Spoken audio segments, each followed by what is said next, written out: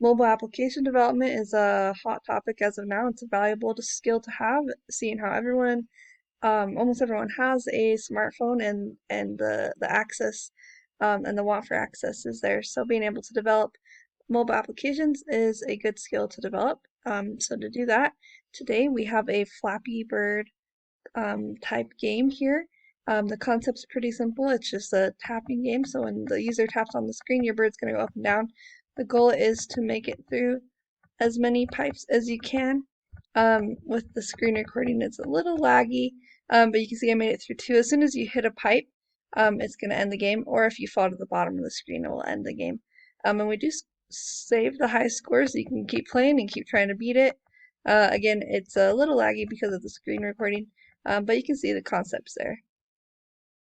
So looking at the code, again, it's a fairly simple app with some simple user input just based on the taps.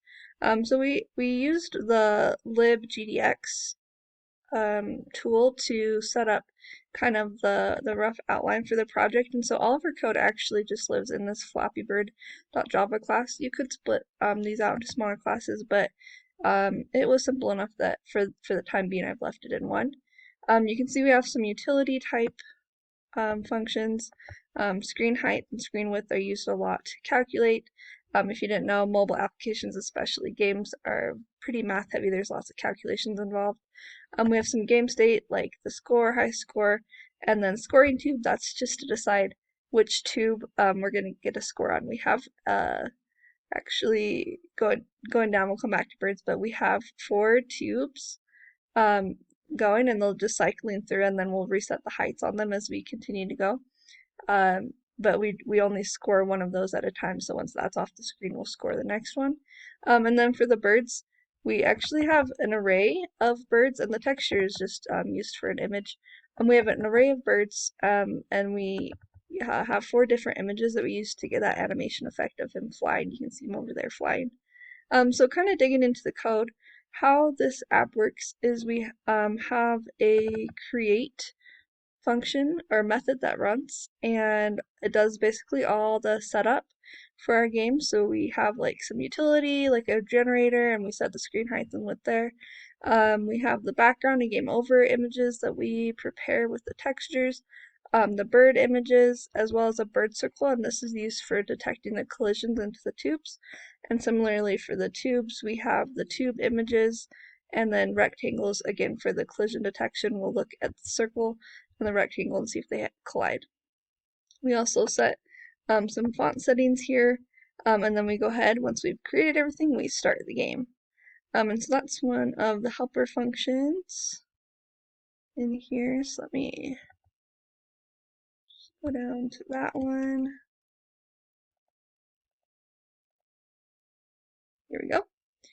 In the start of the game, it just finishes a little bit of the setup with the tubes. We have to calculate some offset and different variables. Again, you can see this is very, very math heavy just to get the positionings right. So we're like dividing by 2 to get, half of the width, but then you have to adjust for the actual size of the image, so different stuff like that. And then also setting up the rectangles so that we do have the correct collision detection.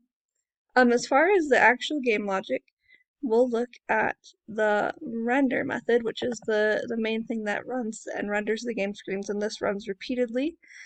So we go ahead and just set it up and do batch begin. This allows us to draw on the screen. So first we'll draw the background, and then we'll update the bird animation. So either one of the bird frames, and you can see it makes his wings look like they're going up and down. And then based on what state we're in for the game, we'll decide what to do. So if the game's not started, we'll go ahead and draw the tap to start. This was shown at the beginning. And then as soon as the user touch, we'll go ahead and start the game and update it to a 1. 1 meaning that the game is running. When the game is running, we'll go ahead and run the update score function, which just sees if the scoring tube's passed the midpoint, which means we've got our bird through it, and we'll add 1 to the score. Every time they're touching, we're also doing some adjustments to the velocity. And then we render the tubes so that they're in the correct spot on the screen, check for any collisions, and then check the bird Y or the Y coordinate of the bird to make sure it's still on the screen. As long as those are going good, we'll keep playing, keep updating score. Uh, if they collide or if the bird falls to the bottom of the screen, we then make the game state to a 2, meaning the game is over. So we'll draw that game over icon that you can see right now. And then as soon as they touch, we'll let them restart the game.